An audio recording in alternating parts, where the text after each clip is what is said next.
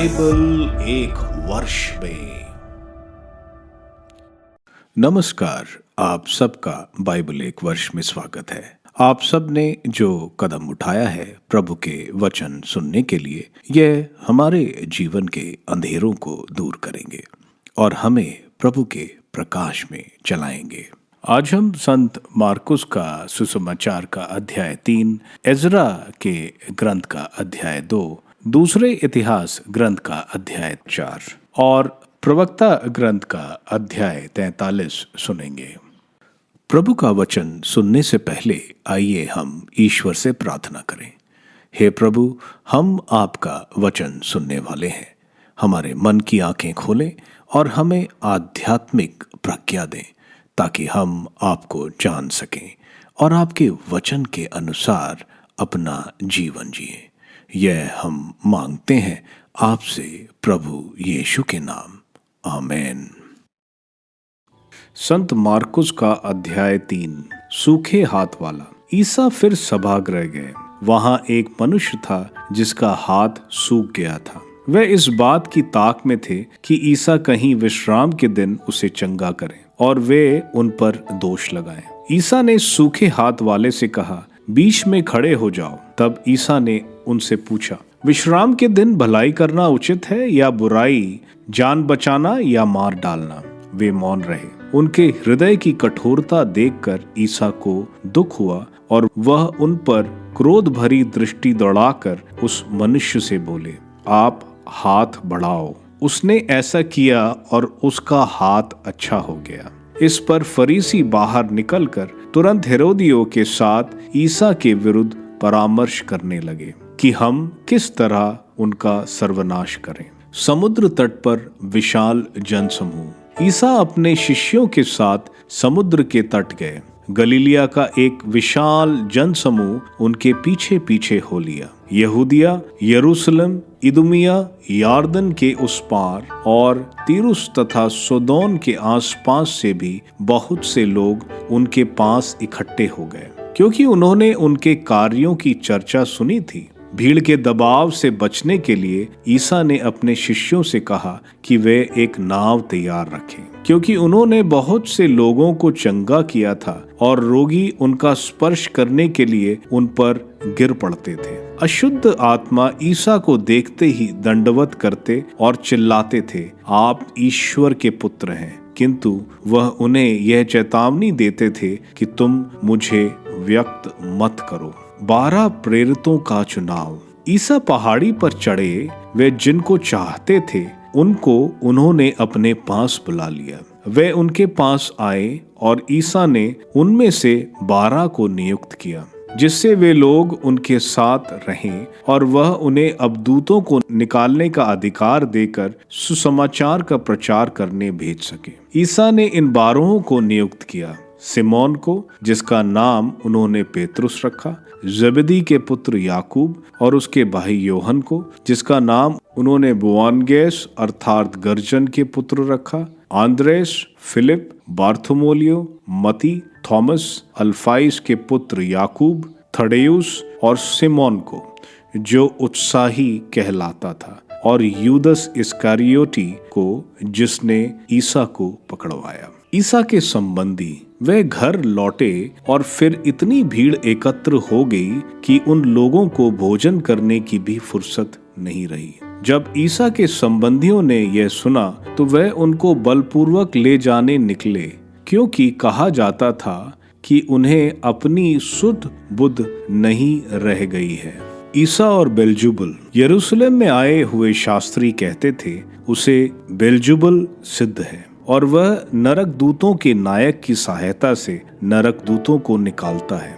ईसा ने उन्हें अपने पास बुलाकर यह दृष्टांत सुनाया, शैतान शैतान को कैसे निकाल सकता है? यदि किसी राज्य में फूट पड़ गई हो तो वह राज्य टिक नहीं सकता। यदि किसी घर में फूट पड़ गई हो तो वह घर टिक नहीं सकता। और यदि शैतान अपने ही विरुद्ध विद्रोह करे और उसके यहाँ फूट पड़ गई हो तो वह टिक नहीं सकता और उसका सर्वनाश हो गया है। कोई किसी बलवान के घर में घुसकर उसका सामान तब तक नहीं लूट सकता जब तक वह उस बलवान को ना बांध ले। इसके बाद ही वह उसका घर लूट सकता है। पवित्र आत्मा के विरुद्ध पाप।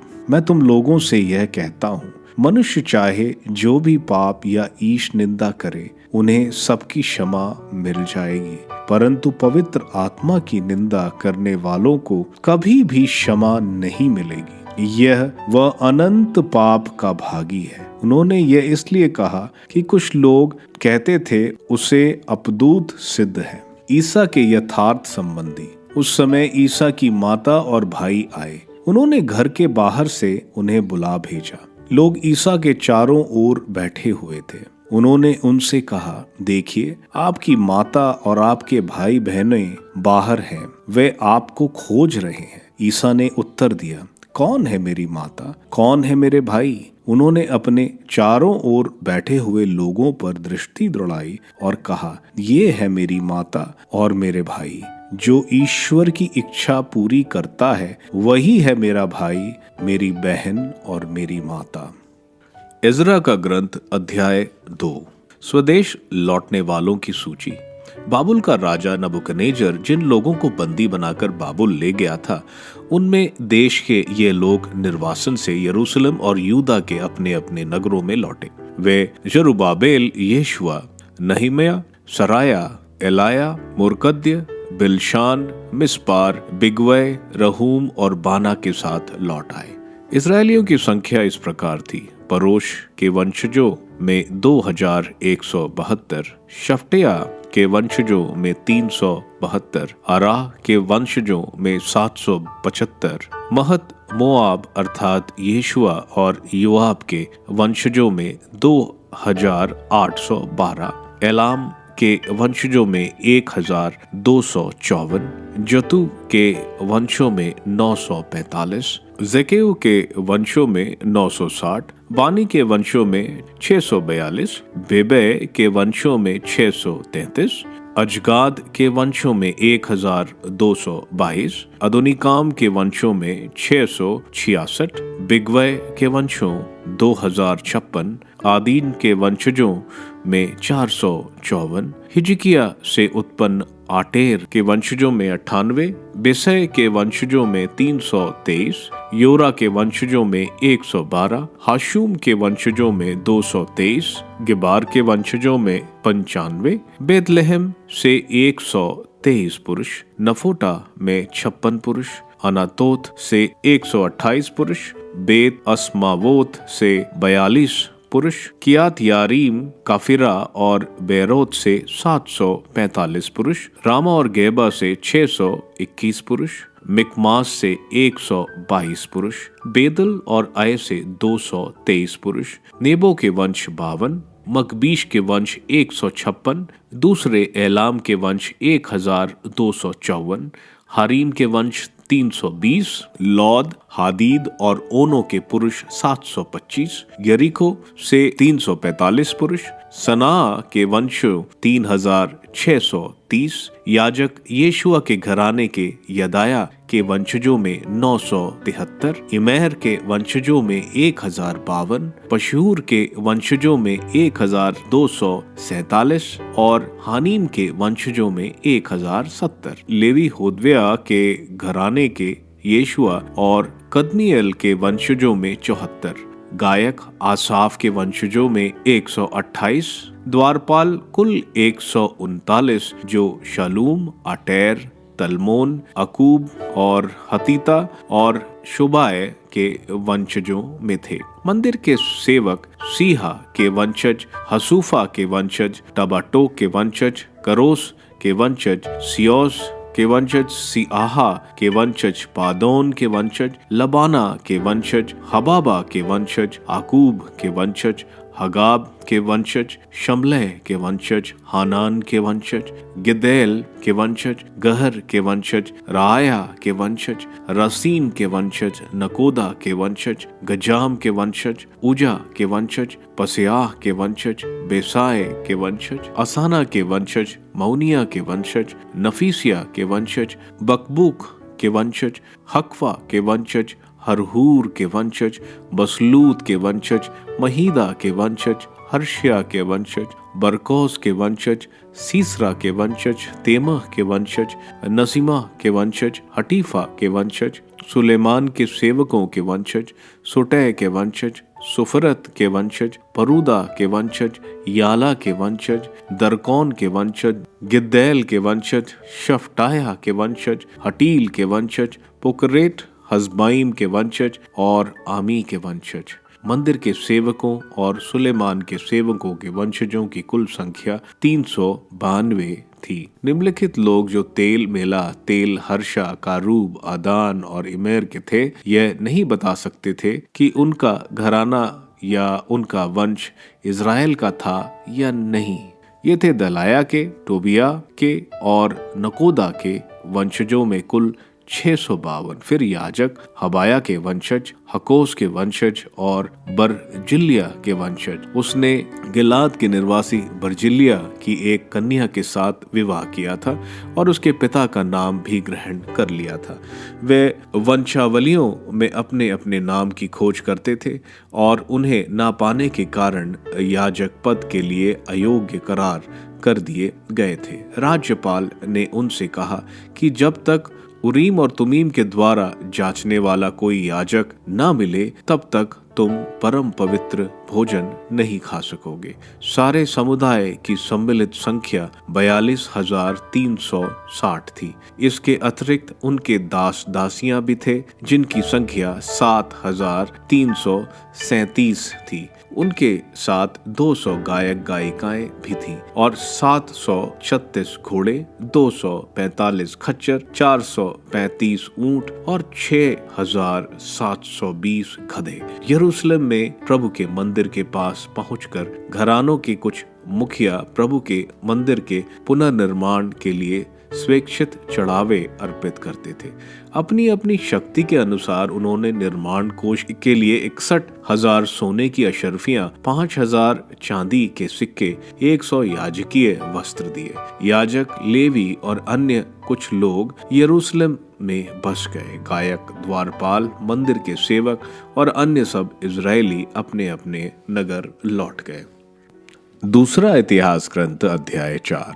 उसने कांसे की एक वेदी बनवाई। वह 20 हाथ लंबी, 20 हाथ चौड़ी और 10 हाथ ऊंची थी। फिर उसने कांसे का हौज ढलवाया। वह वृत्तकार था। वह एक किनारे से दूसरे किनारे तक 10 हाथ चौड़ा था। वह 5 हाथ ऊंचा था और उसकी परिधि 30 हाथ थी। उसके नीचे 2 पंक्तियों में चारों तरफ बैलों की आकृतियां थीं, जो उसकी ढलाई के समय ही उसके साथ साथ ढाली गई थी। वह 12 बैलों पर स्थित था। बैलों में से 3 उत्तर की ओर मुंह किए हुए थे, 3 पश्चिम की ओर, 3 दक्षिण की ओर और 3 पूर्व की ओर। उनके ऊपर हौज आधारित था।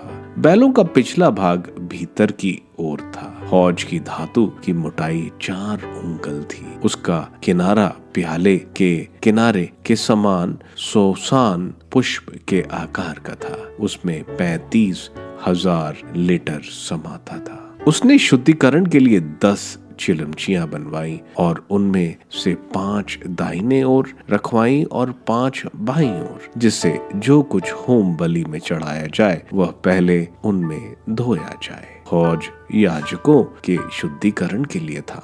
उसने निर्धारित नियम के अनुसार सोने के 10 दीप वृक्ष बनवाए और उन्हें मंदिर में रखा, 5 को दाहिने ओर और 5 को बाईं ओर। उसने 10 मेजें बनवाई और मंदिर में रखी, 5 दाहिनी ओर और 5 बाईं ओर। इनके अतिरिक्त उसने सोने के 100 बर्तन बनवाए। उसने याजकों का प्रांगण और बड़ा बनवाया और प्रांगण के लिए फाटक बनवाए। उसने उन फाटकों को कांसे से मढ़वाया और हौज को मंदिर के दक्षिण पूर्व में रखवाया। अंत में हुराम ने पात्र, फावड़ियां और कटोरे बनवाए। इस प्रकार हुराम ने वह काम पूरा किया जिसकी आज्ञा उसे राजा सुलेमान ने ईश्वर के मंदिर के लिए दी थी।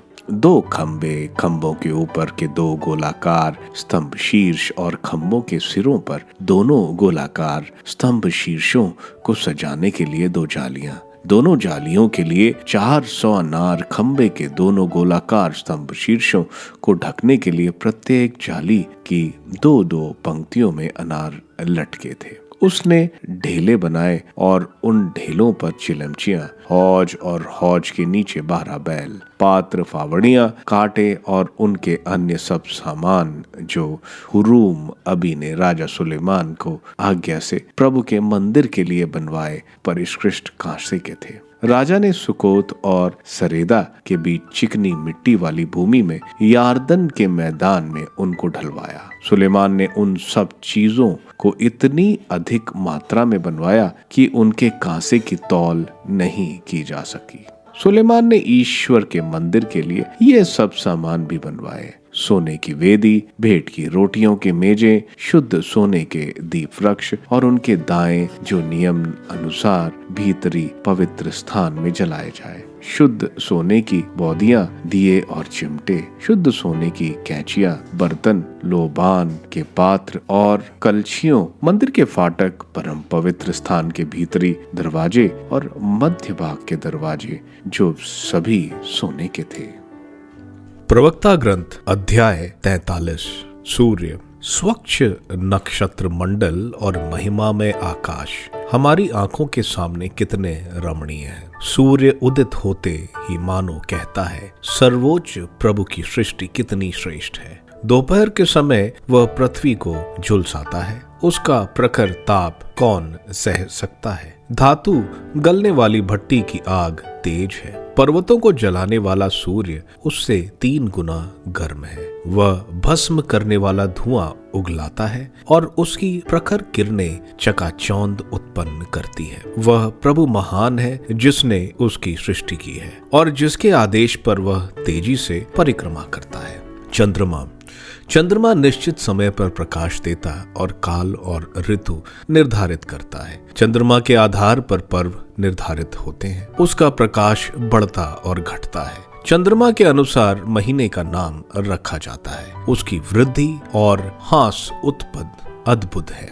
वह नभोमंडल के नक्षत्रों की ध्वजा है और आकाश के शिखर पर शोभायमान तारे आकाश की शोभा बढ़ाते हैं। वे प्रभु की ऊंचाइयों के चमकते अलंकार है। वे परम पावन प्रभु की आज्ञा के अनुसार पंक्तिबद्ध है और अपने जागरण में कभी नहीं थकते। इंद्रधनुष को देखकर उसके सृष्टिकर्ता को धन्य कहो। उसकी भव्यता कितनी रमणीय है। वह आकाश में प्रकाशमान वृत्त खींचता है। सर्वोच्च प्रभु के हाथों ने उसे ताना है। प्रकृति के अन्य चमत्कार, वह अपने आदेश द्वारा हिम गिराता और अपने निर्णय के अनुसार बिजली चमकाता है। वह अपने भंडार खोलता और पक्षियों की तरह बादल उड़ जाते हैं।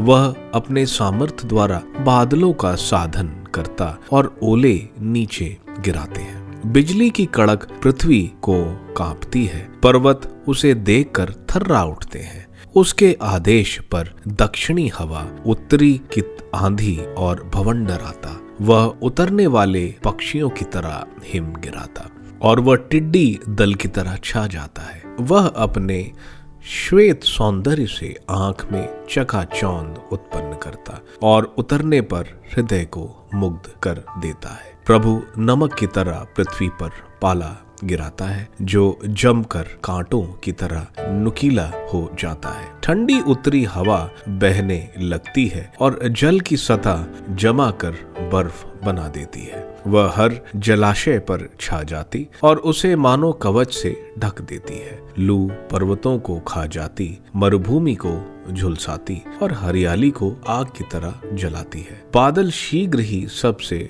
नवजीवन का संचार करते हैं और ओस ग्रीष्म के बाद सबको आनंदित करती है। प्रभु ने अपनी योजना के अनुसार महासागर को शांत किया और उसमें टापू लगा दिए। समुद्र पर यात्रा करने वालों उसकी जोखिमों का वर्णन करते और हम सुनकर आश्चर्यचकित हो जाते हैं। ये है प्रभु के महान और अद्भुत कार्य। हर प्रकार के जीव जंतु और भीषमकाय जलचर उसके सामर्थ्य से उसका दूत सकुशल विचरता है और उसके आदेश के अनुसार सब सुसंगठित है। हम कहाँ तक कहें, उसके महान कार्यों का अंत नहीं। हम अंत में ये कहते हैं, वही सब कुछ है। हम उसकी महिमा का वर्णन करने में असमर्थ हैं, क्योंकि वह अपने कार्यों से कहीं अधिक महान है। प्रभु भीषण और अत्यधिक महान है। उसका सामर्थ्य आश्चर्यजनक है। शक्ति भर प्रभु की महत्ता गाओ, क्योंकि वह तुम्हारी स्तुति के परे है। उसकी महिमा शालज्य है। पूरी शक्ति लगाकर उसकी स्तुति करते जाओ। तुम उसका पूरा पूरा वर्णन नहीं कर पाओगे। किसने उसे देखा जो उसका वर्णन कर सके? कौन उसके महत्व के अनुसार उसकी महिमा कर सकता है? जो दिखता उससे कहीं अधिक अप्रकट है, क्योंकि हमने उसके कार्यों में से कुछ को ही देखा है। प्रभु ने सब कुछ बनाया है और भक्तों को प्रज्ञा का वरदान दिया है। संत मार्कुस के अध्याय 3 में हम फिर सिनागोग में सब्त वाले दिन एक व्यक्ति जिसको एक हाथ में पैरालिसिस है उसको देखते हैं। ऐसे लगता है फरीसियों ने उसको जानबूझकर वहां खड़ा किया था। प्रभु उनसे पूछते हैं कि सब्त में अच्छा करना चाहिए या बुरा।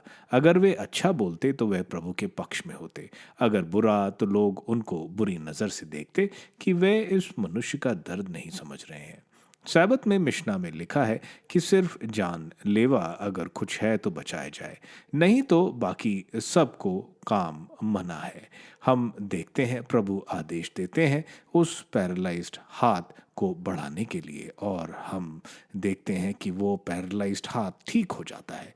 इस चमत्कार और चंगाई को देखकर ये फरीसी प्रभु की तरफ झुकने के बजाय इनके हृदय कठोर होकर हेरोदियों, जो राजा हेरोद के समर्थक थे, उनके साथ मिल जाते हैं ताकि प्रभु के ऊपर कानूनी तरीके से कार्रवाई ले जा सके, क्योंकि गलीलिया हेरोद एंटिपस के अधीन था। आगे हम देखते हैं प्रभु की ख्याति सुनकर लोग दूर दूर यानी इज़राइल, जॉर्डन और लेबनन से आते हैं और चंगाई प्राप्त करते हैं। हम आगे देखते हैं प्रभु पहाड़ पर चढ़ते हैं। वहाँ वे 70 शिष्यों में से 12 अपोस्टल्स यानी प्रेरित चुनते हैं, जैसे इज़राइल के 12 वंश और बाकी 70 जो प्रभु के शिष्य होंगे। हम देखते हैं प्रभु उनको सुसमाचार फैलाने का, दुष्ट आत्माओं को भगाने का अधिकार देते हैं। 12 अपोस्टल्स प्रेरितों को देखते हैं, अलग अलग रीति मनोभाव, लेकिन प्रभु उनको सर्वोच्च लक्ष्य के लिए तैयार करते हैं। आगे हम देखते हैं प्रभु जब वापस आते हैं तो संत पेतरुस के घर पर बहुत भीड़ होती है जहां प्रभु रह रहे थे। उस समय प्रभु के रिश्तेदार भी नाजरत में आए हुए थे। इस इलाके के राष्ट्रों के लोग के परिवार में बहुत एका होता है और प्यार भी होता है। संत यूसुफ, हमें मालूम है उनकी मृत्यु हो चुकी थी। परिवार के चाचा आदि अपना हक समझते थे प्रभु पर, और वे नहीं चाहते थे कि प्रभु किसी मुसीबत में पड़े। वो चाहते थे कि प्रभु नाजरत में रहें और बढ़ाई का काम करें। इसलिए वे प्रभु को बोलते हैं कि प्रभु अपना सुध खो बैठे हैं। आगे हम देखते हैं शास्त्री प्रभु को चमत्कारी चंगाई और दुष्ट आत्मा को निकालना देकर प्रभु को बोलते हैं कि वे बेल्ज़ेबुल, जो शैतान को संबोधित करता है, बेल यानी बाल अन्य जातियों का देवता था। प्रभु हम देखते हैं बहुत अच्छा जवाब देते हैं कि शैतान अपने ही राज्य को क्यों कमजोर बनाएगा। आगे हम देखते हैं प्रभु बोल रहे हैं बाकी सारे पाप माफ कर दिए जाएंगे, लेकिन पवित्र आत्मा के विरुद्ध किए पाप क्षमा नहीं होंगे।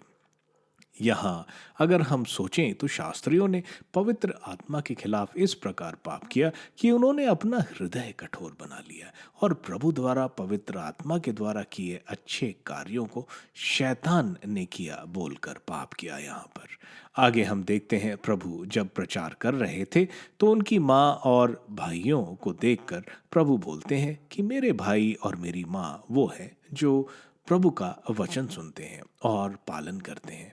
यहाँ यह कहा जा रहा है कि प्रभु के राज्य के सामने खून के रिश्ते कमजोर पड़ते हैं, और जो प्रभु की आज्ञाओं को पूरे दिल से पालन करते हैं प्रभु उन्हें खुद अपना भाई बहन मानते हैं। एज़रा के ग्रंथ के अध्याय 2 में हम देखते हैं लोग जो वापस यरूशलेम जा रहे हैं उनके बारे में बताया जा रहा है। इसमें जरुब्बाबेल, नहमिया भी थे। हम देखते हैं वंशों की प्योरिटी पर बहुत जोर दिया गया है। जिसका भी वंश नहीं प्रमाणित हो रहा था उसे उस वंश में नहीं शामिल किया जा रहा था। यही हम पुरोहितों में भी देखते हैं। ये हर वंश का बहुत डिटेल में उसका रिकॉर्ड रख रहे थे। इसके बाद जब ये लोग यरूशलेम पहुंचे तो उन्होंने स्वेच्छा से चढ़ावा दिया प्रभु के मंदिर को बनाने के लिए। दूसरे इतिहास ग्रंथ के अध्याय 4 में हम देखते हैं कितनी श्रद्धा से मंदिर बनाया जा रहा था सोलोमन द्वारा। किस तरह सोलोमन ने बलिवेदी, तांबे की चिलमची जिसमें पुरोहित पानी लेकर अपने आप को शुद्ध करते थे, और मंदिर का काम खत्म होता हम देखते हैं। प्रवक्ता ग्रंथ का अध्याय 43 ईश्वर की भव्यता और प्रकृति के वैभव और सुंदरता को बेनसिरा बता रहे हैं। आप सबको धन्यवाद ईश्वर के वचन सुनने के लिए। मैं आपसे विनती करता हूं कि आप बाइबल एक वर्ष में को दूसरों के साथ शेयर करें, क्योंकि प्रभु का वचन स्वयं प्रभु यीशु है। प्रभु को दूसरों को देने वालों को प्रभु की आशीष जरूर मिलेगी। मैं आप सबका बड़ी बेसब्री से कल इंतजार करूंगा। धन्यवाद।